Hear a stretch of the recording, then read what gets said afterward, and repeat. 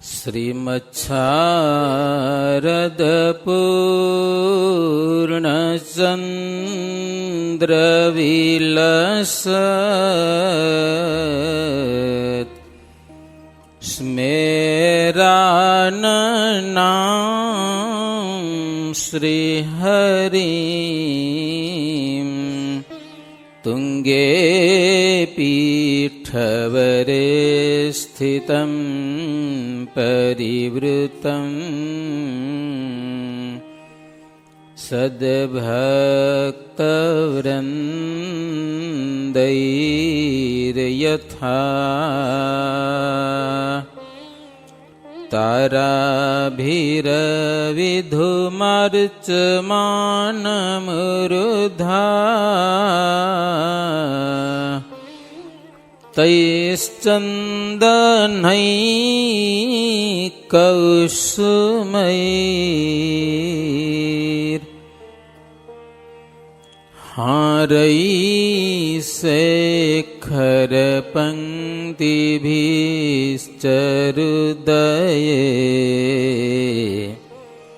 શુક્લાંબરાં ચિંતયે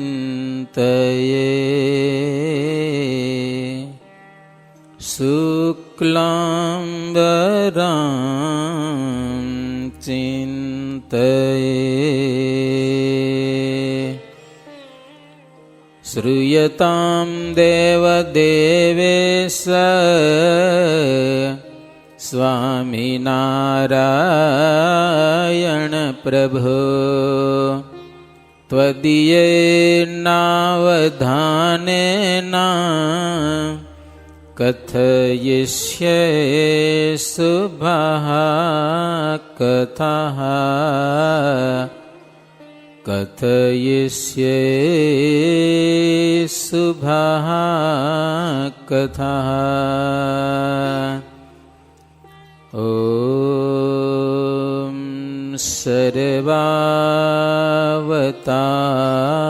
સર્વાવતારિણે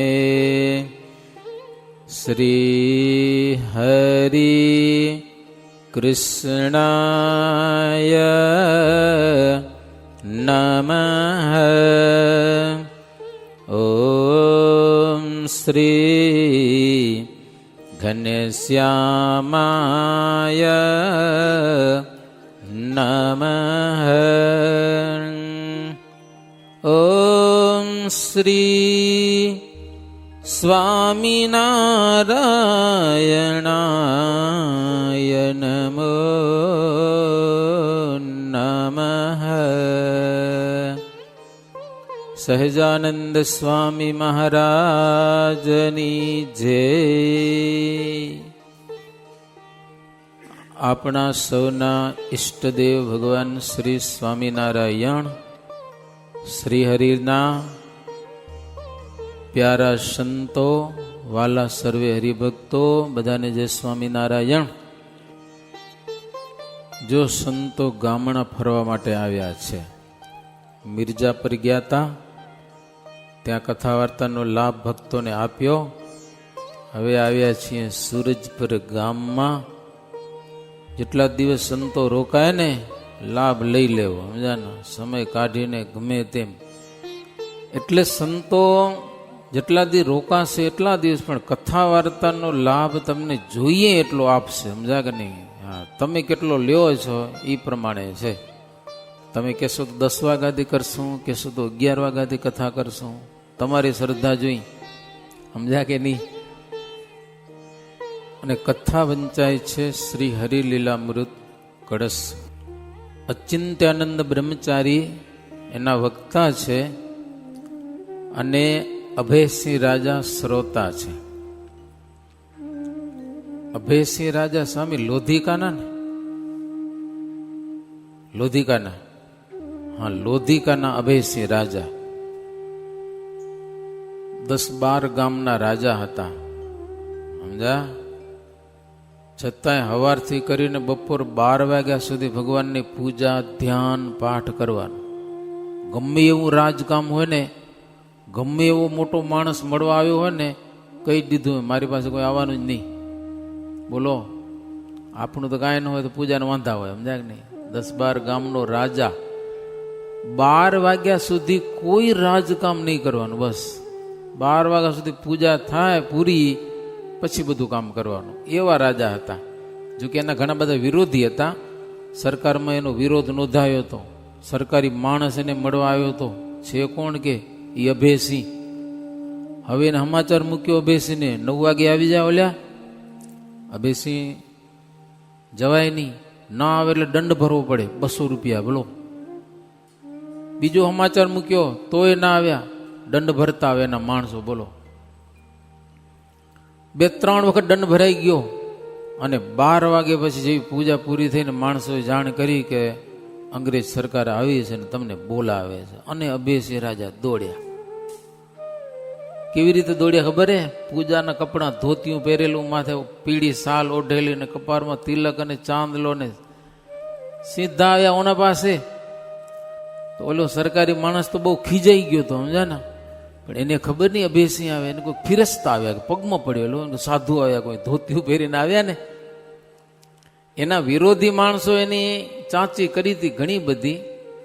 પછી ઓલ્યો માણસ કે આ માણસ કોઈ દિવસ ખોટો હોય નહીં. એને દંડ ભર્યો તો દંડે પાછો દઈ દીધો. 12 ગામમાં હતા ને 2 ગામ વધારી દીધા, 14 કરી દીધા. બોલો. ઓલ્યા કે આ તો ફેલ ગયા. ઈર્ષા દેખાઈ કરી હતી ને એ મુરગાઈ ગયા. તો એવા શ્રોતા અભયસિંહ છે. અચિંત્યાનંદ બ્રહ્મચારી આ ગ્રંથના વક્તા છે. કથા કરતા કરતા ત્રીજો કળશ અને 25 વિશ્રામ થયા છે. 26મા વિશ્રામથી આપણે કથા શરૂઆત કરીશું. પ્રેમથી સાંભળજો. સ્વામિનારાયણ હરે. અનુપયાખા ગામ છે, તેને પાદર પૂરવદીશ. આંબલીઓ ના ઝાડ છે, બેઠા 2 ઘડી ત્યાં મુનીશ. બેઠા 2 ઘડી ત્યાં મુનીશ. ત્યાંથી મઢડે ગયા મહારાજ, જેઠા મેરનું કરવાને કાજ. જેઠા મેરયો પર કરી મેરા, ઘનશ્યામ રહ્યા તેને ઘેર. આખા ગામ છે. આખા જોયું છે? આખાને પીપલાણે કહેવાય છે ને. એ આખાને પીપલાણા થઈ અને પ્રભુ પધાર્યા છે. ગઢડા ગામ નહીં પણ મઢડા ગામ છે. મઢડા. ત્યાં એક ભગત છે જેઠા મેર કરીને, એનું કામ કરવા માટે પ્રભુ એને ઘેર પધાર્યા છે. જેઠા મેરે ભગવાન શ્રી નીલકંઠ વર્ણીનો મહારાજ વનમાં ફરે છે. નીલકંઠ વર્ણીની સારી સેવા કરેલી છે, સાંજે જમાડ્યા છે. રાત્રે પ્રભુ એના ઘરે રહ્યા છે. એ 2 જણા પતિ પત્ની નિષ્કામ વ્રતનું પાલન કરે છે. લગ્ન કર્યા પછી આજીવન બ્રહ્મચર્ય પાડે. બોલો. એટલા માટે એનું કલ્યાણ કરવા માટે ભગવાન એના ઘેર ગયા છે. જેના બ્રહ્મચર્યમાં વાંધો હોય ને એને ત્યાં ભગવાન જાતા નથી. ભગવાનને મજા ના આવે એમ. ભગવાન શ્રીહરિ એના ઘરે રાત્રે પોઢ્યા છે. તો રાત્રિના સમયમાં બ્રહ્મા, શંકર, ઇન્દ્ર એ આ બધા આવેલા ભગવાનને પગે લાગવા, સેવા કરવા. રાત્રે આ બંને જણા જેઠા મેર અને એના ઘરના જોયું. પેલા બધા દેવતાઓ દર્શન કરવા માટે આવ્યા. સરસ મજાનું સિંહાસન લઈ આવ્યા. ભગવાન નીલકંઠ વર્ણી સિંહાસન ઉપર બેઠા. ભગવાનની જે શક્તિઓ છે, શક્તિઓ, કઈ શક્તિ? રાધા, રમા આદિ પરમાત્માની શક્તિઓ છે, સેવિકાઓ. એ બધા આવ્યા છે. ભગવાનને થાળ જમાડે છે ને એ આરતી ઉતારે ને ગુણગાન કરે ને સ્તુતિ કરે ભગવાન શ્રીહરિની. જેઠા મેર અને એની પત્ની આ બધું સાંભળ્યો. જોયું એણે રાત્રિના સમયમાં. બ્રહ્માએ જેઠામેરને કીધું કે ભગત, ધન્ય છે તમારા માતા પિતાને અને તમને કહો, તમે ઘણા બધા જન્મથી તપશ્ચર્યા કરતા આવ્યા છો, એટલે આજે તમને ઘણા જન્મનું ફળ મળ્યું છે. તમારા ઘરે આજે સાક્ષાત ભગવાન આવ્યા છે. અનંત કોટી બ્રહ્માંડોનો જે સ્વામી છે, અનંત કોટી બ્રહ્માંડોનું જે સંચાલન કરે છે એવા સ્વયં ભગવાન, અમારા જેવા મોટા મોટા દેવતાઓ જેના ચરણમાં પડે છે એવા ભગવાન તમારા ઘરે આવ્યા છે. વિચાર તો કરો, તમારા કેટલા જન્મના પુણ્ય ઉદય થયેલા છે. ધન્ય ધન્ય તમે નર નારી, ભલા કીધા તમે તપ ભારી. અભે સિંહ કહે મુનિ રાય, મને એ તો સુણાવો કથાય. જેઠો મેરા તથા તેની નારી, તેણે તપ કર્યું એવું ભારી. જેથી બ્રહ્માએ તેને વખાણ્યા, અતિ ઉત્તમ સર્વથી જાણ્યા. કહે વરણી સુણો ધરણીશ, જેઠા મેરની વાત કહીશ. અભેસિંહ રાજા કહે છે, એ તો કહો મને કે જેઠા મેરે શું તપશ્ચર્યા કરી, કેટલા જન્મથી શું કર્યું એણે કે જેની બ્રહ્માએ વખાણ કર્યા, પ્રશંસા કરી. ત્યારે અચિંત્યાનંદ બ્રહ્મચારી કહે છે, સાંભળો રાજન, શ્રીજી મહારાજના મુખે મેં વાત સાંભળી છે. ખુદ શ્રીજી મહારાજે મને કહ્યું છે, એ હું તમને આજે કહું છું. સતયુગ હો, યુગ 4 છે. સતયુગ, દ્વાપર યુગ, ત્રેતા અને કલિયુગ. 4 યુગમાં છેટ સતયુગમાં આ જેઠા મેર પૃથ્વી ઉપર જન્મ ધારણ કરેલો, તે સતયુગથી માંડી કરીને આજ દિવસ સુધી પૃથ્વી ઉપર બંને જણા જન્મ ધારણ કરે અને ઈ નહીં પાછા લગ્ન કરે, અને લગ્ન કર્યા પછી બ્રહ્મચર્ય પાડે. બોલો, આખી જિંદગી બ્રહ્મચર્ય પાડે. સમજાને? સતયુગથી પાડતા આવે, તમે વિચાર કરો, લાખો ને કરોડો વર્ષો થઈ ગયા હો, કેટલા જન્મ થયા હશે. બાળ જોબન ને વૃદ્ધ જાતે, બ્રહ્મચર્ય પાડ્યું ભલી ભાતે. બાલ અવસ્થામાં, જુવાન અવસ્થામાં, વૃદ્ધ અવસ્થામાં બ્રહ્મચર્ય વ્રતનું પાલન કરે છે. એમ બ્રહ્મચર્ય પાડવું સહેલું નથી હો. અચિત્યાનંદ બ્રહ્મચારી કે મહાજ્ઞાની હોય, બ્રહ્મ વેતા હોય ને, એને આવી રીતે બ્રહ્મચર્ય પાડવું અઘરું પડે ભાઈ. લગ્ન કર્યા પછી બ્રહ્મચર્ય પાડવું એટલે સાધુ થઈ જાય ને ઠેકાણ નથી રહેતા, ધ્યાન ન રાખે તો. એ જ પુણ્ય ઉદય થયું જ્યારે, મળ્યા પ્રગટ પ્રભુ તેને ત્યારે. આટલા જન્મોથી બ્રહ્મચર્ય પાડતા આવે છે, ત્યારે એના ઘરે આજે હાલીને ભગવાન પધાર્યા છે. બ્રહ્મચર્યની વાત છે, નિષ્કામતા વિશે હો, સાંભળે જેવું. લીધા તપસ્વી બહુધા જગ મધ્ય જોઈ, નિષ્કામ તુલ્ય તપતો ન ગણાય કોઈ. જો બ્રહ્મચર્ય વ્રત કોઈ અખંડ પાડે, તો પાપ પૂર્વ ભવના સઘળા પ્રજાડે. દુનિયામાં અનેક તપસ્વીઓ જોયા, તપશ્ચર્યા કરતા અનેક તપસ્વીઓ તપ કરે છે, ઘણા બધા, પણ નિષ્કામ જેવું કોઈ તપ નહીં હો. જો કોઈ અખંડ બ્રહ્મચર્ય વ્રત પાલન કરે ને, તો અનેક જન્મોના એના જે પાપ છે ને બળીને ભસ્મ થઈ જાય છે. આ બ્રહ્મચર્યનો આટલો જબરો પ્રભાવ છે. નિષ્કામ જેવું કોઈ તપ નથી એમ. કારણ કે કામ બહુ ખતરનાક છે.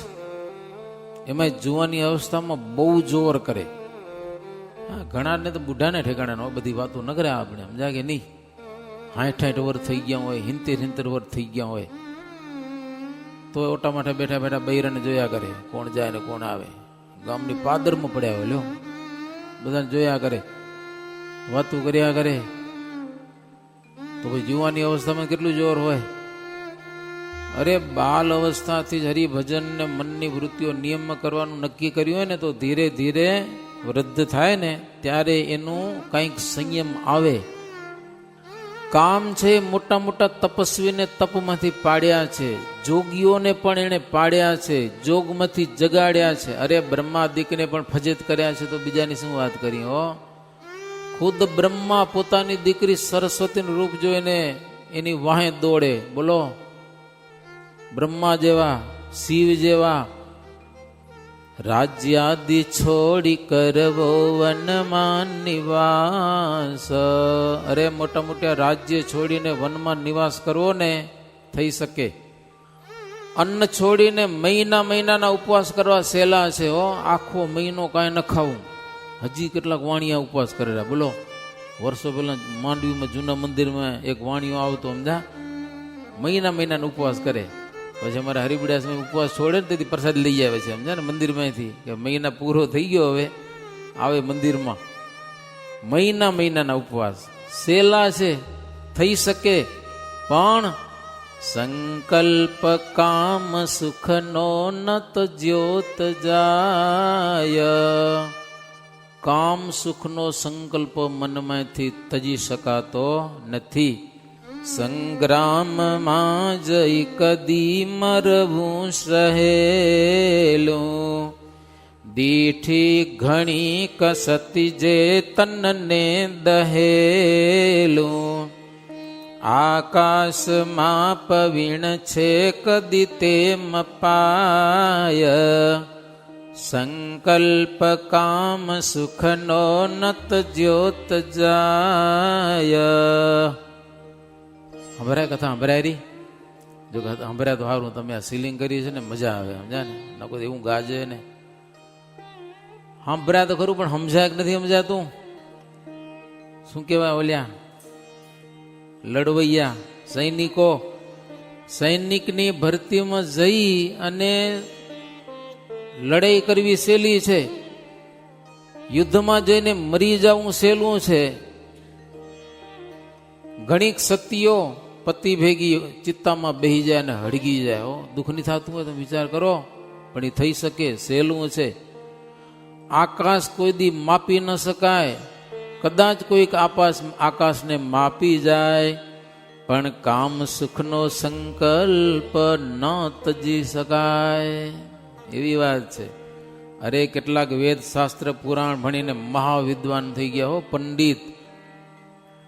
દેશ વિદેશમાં જઈને સભાઓ જીતે જોરદાર, મોટી મોટી કથાઓ કરે, લાખો માણસોને કથાઓ સંભળાવે, પણ બાયડીમાં પડ્યા મારા ગયા, સમજા ને.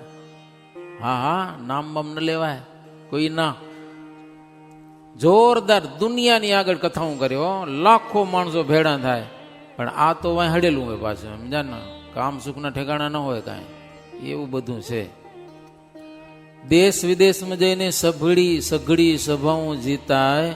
અરે કાવ્યમાં ચાતુર્ય હોય, શાસ્ત્રના અર્થો બધા જાણીને ઘણું બધું હોય, પણ અનંગ જીતવા નહીં હામ આણે. કામને જીતવો ને બહુ અઘરું કામ છે. જે કામથી સુર નરો મુનિ શ્રેષ્ઠ હાર્યા, દેવતાઓ, માણસો, મોટા મોટા રાજાઓ, ગર્વિષ્ઠના ગર્વ તે સર્વે ઉતાર્યા.